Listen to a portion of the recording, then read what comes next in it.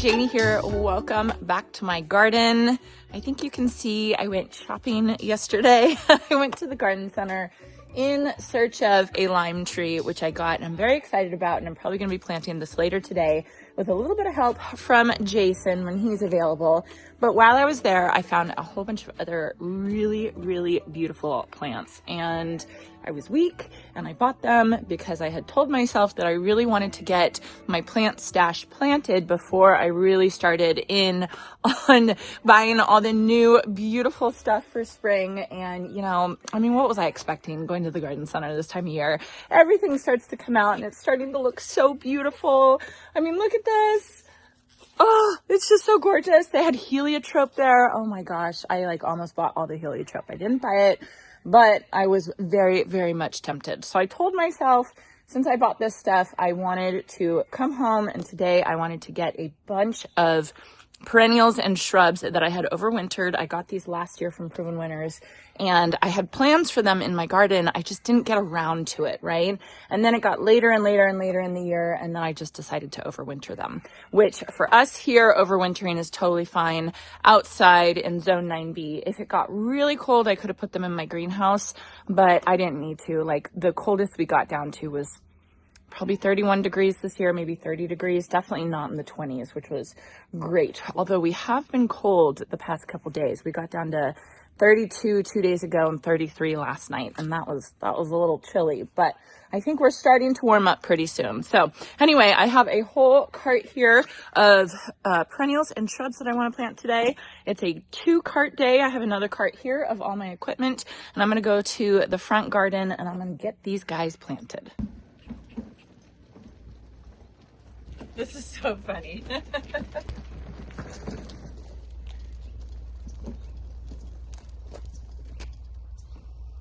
Okay, so the first perennial I have is one of my absolute hands down favorite perennials. It's Pink Profusion Salvia.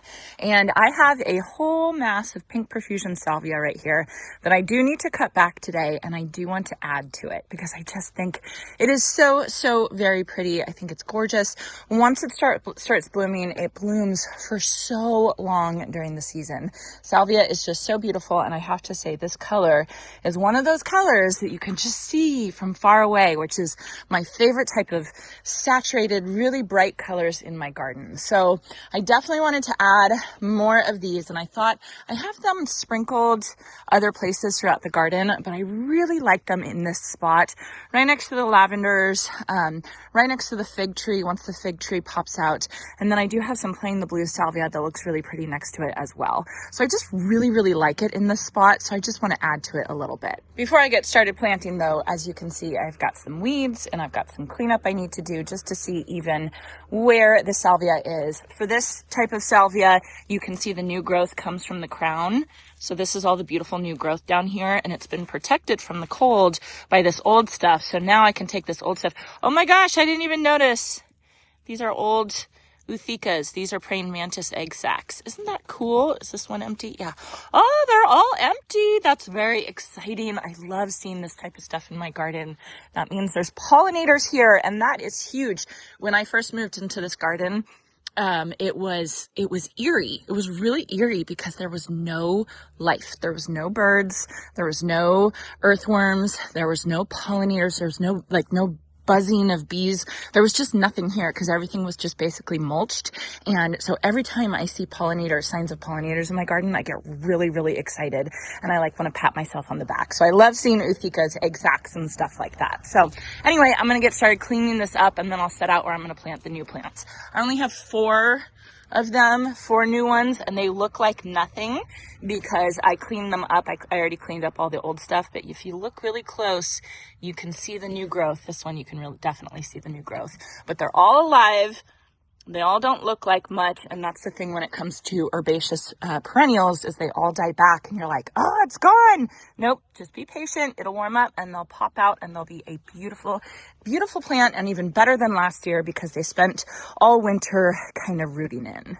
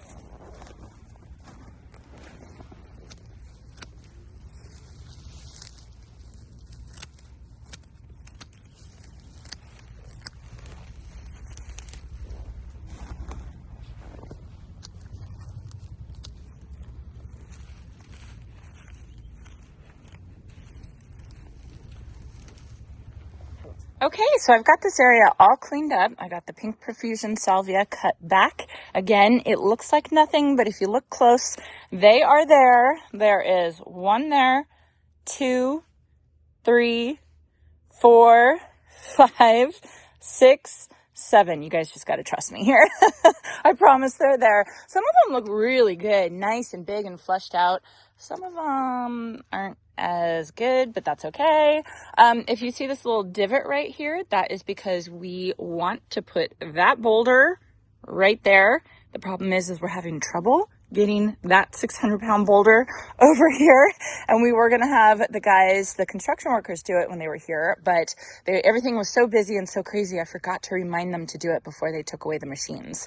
So when they come for phase 2, we'll probably do it. Or I was thinking maybe I could get like steaks, like round steaks, and roll it kind of like the Egyptians did, you know what I mean? I don't know, I'm gonna have to work with it, but I did not think that through when I bought that rock and had it delivered here. So again, I have 4 more of the pink profusion salvias, and I was deciding whether or not I was gonna bring it over here to this other side of the lavender that I do need to cut back today. So I'm either gonna do it over here, or I'm gonna bring it over here, and I think I'm gonna go this way. Nope, I changed my mind. I'm gonna go this way. I'm gonna bring it this way over to the pathway right there, so that when I go like that, it'll be a really pretty picture. You guys kind of see that? And there'll be pink profusion salvia all behind the lavender. Hopefully one day get a boulder there. And then, what is this? Oh, this is white salvia. This is unplugged white salvia. So I think that'll be a really pretty picture. I don't know if you guys can envision what I'm seeing. But anyway, I need to bring it over this way. I need to do a little bit of more weeding right there, and then I'll get the 4 of them planted.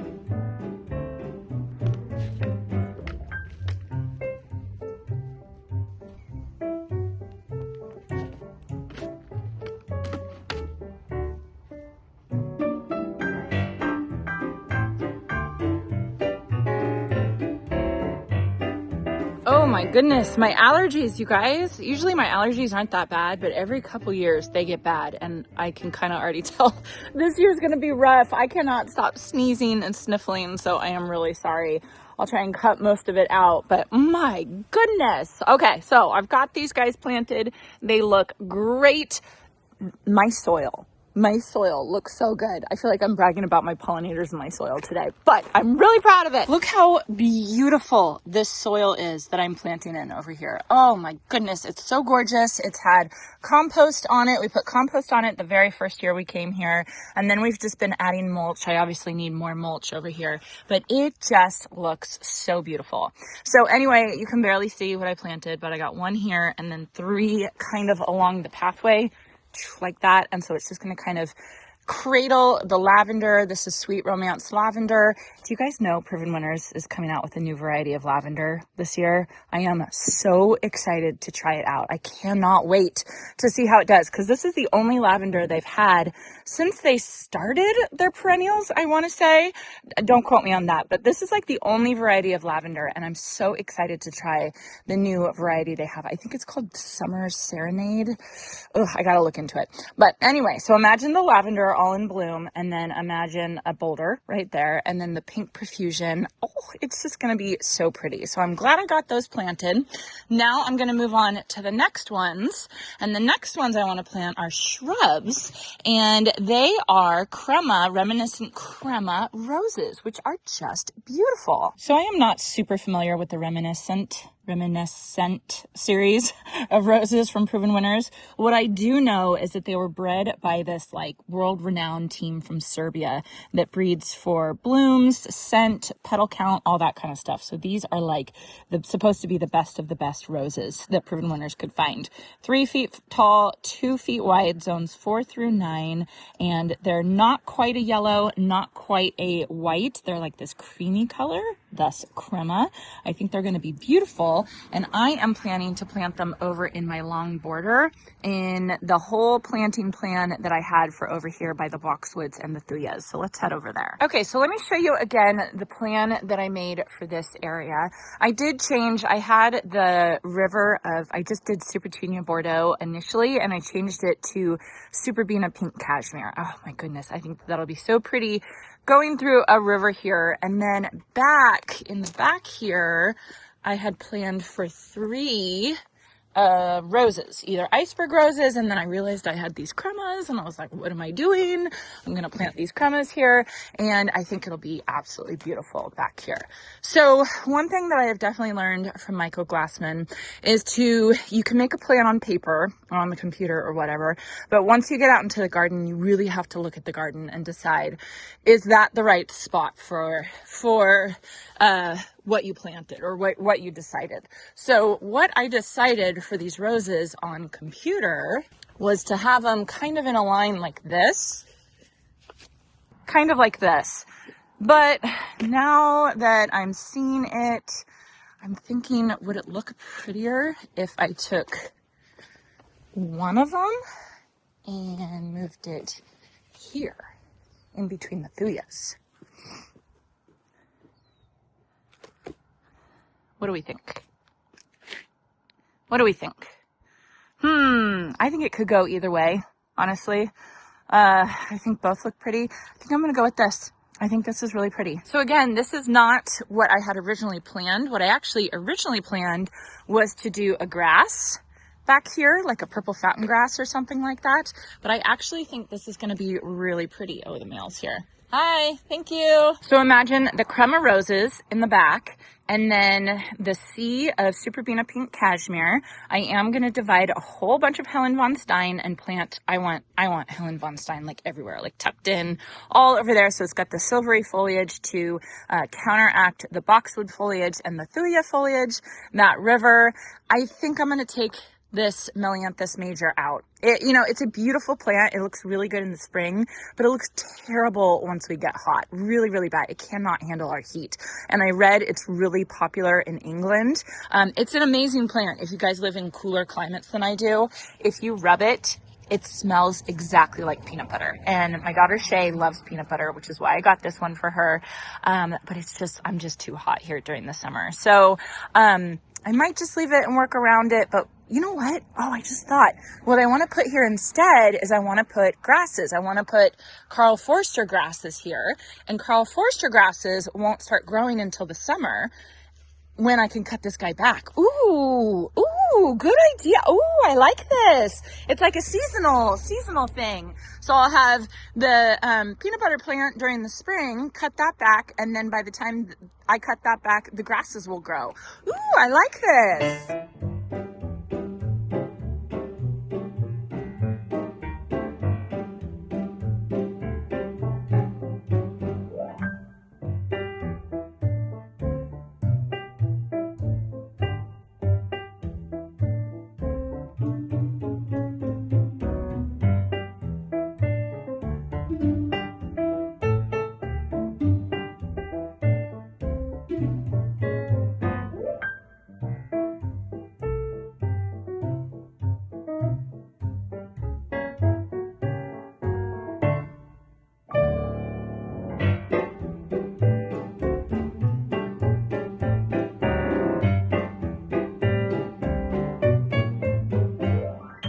last but not least, from my plant stash, I have these 6 beautiful Bright Lights Horizon Sunset Osteospermum. Really, really gorgeous, beautiful. I had a whole plan for these last year and I never got around to planting them, and I'm kicking myself because they could be blooming right now, but I had to cut them back. So hopefully once I get them in the ground, they'll start blooming really quickly. For us here in Zone 9B, Osteospermum is an early season bloomer, and then it kind of goes dormant with the heat. But right now they look really, really beautiful in gardens. And I have planted Bright Lights, the pink one, I can't remember the name of it. I planted that in my last garden and it was stunning. I planted it next to lemon coral sedum and it was just such a great, great combination. And I had beautiful blooms early on in the season, probably till, I don't know, I would say May, and then it would start to peter out and I would kind of just have a foliage plant. So I'm thinking of, where can I put something that has beautiful color, this gorgeous color? Where can I put something that I will be okay with just foliage in the summer, mid to late summer? And where can I put something that's not going to get blasting hot sun all day? Because these guys are full to part sun, and so for us it's probably a little better part sun. And so the spot I am landing on is right in front of me. I'm thinking about putting it right here because this crepe myrtle is going to leaf out and it's going to give them some nice, beautiful shade eventually. And I think it'll be fine in a little bit more shade. It's still going to get some sun, but because I'm planting it on the north side of all these plants over here, I think it's going to give it a little bit more protection. And then I still have, I have heliotrope here. I possibly have Supertunia Mini Vista Yellow. We'll see if that makes it through. I have other blooms here. I have blooms basically everywhere, so I'm not really going to care if I just have foliage in the late summer right here from the Osteospermum. So I think they're a really great place. The other place I was thinking was over here on the other side of my pomegranate tree, kind of in this area right here, and I thought that would be really nice. But I think it would be a little bit better over there. So I'm going to try it over there and see how it does. Gosh, I am about to sneeze. Excuse me. Like I said, normally I don't get allergies. They're not too bad. But every once in a while, and poor Sadie, my older daughter Sadie, she gets allergies really bad every year. So we know exactly what to do for them, all the, the type of allergy medicine to take. So I know what to do. I've got to start doing it. So I feel for Sadie though. She feels like this all the time. And I know she does because I hear her sneeze all the time during this time of year. So anyway, those of you who have allergies, I feel for you.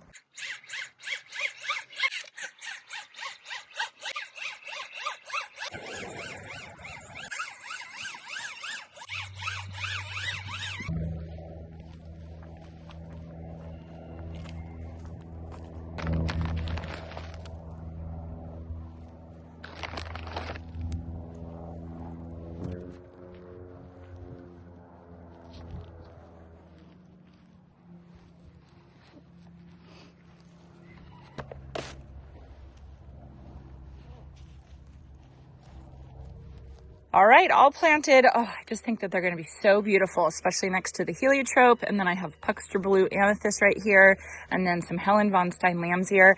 These are lamb's ear. Here, bud.